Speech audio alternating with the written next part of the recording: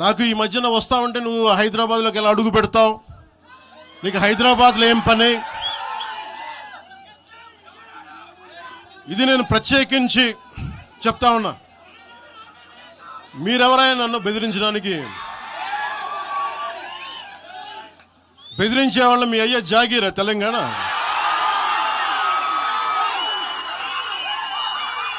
నా మీద దాడులు చేస్తా ఉన్నారు కదా. నాకు తెలంగాణలో బెదిరింపుల కంటే కూడా ఆంధ్రాలో బెదిరింపులు ఎక్కువ. నాకు తెలంగాణలో ఇంకా రానివ్వమంటారు నన్ను, ఆంధ్రాలో అయితే తల తీసేయనంటారు కోనసీమలో కొంతమంది. నేను ఓడిపోయినప్పుడు 2019లో ఓడిపోయినప్పుడు మన తెలంగాణ నాయకులు ఒకరే చెప్పారు, అన్నా మా తెలంగాణలో ఉంటే నీకు పరిస్థితి రానిచ్చేవాళ్ళం కాదని చెప్పి. నాకు నిజంగా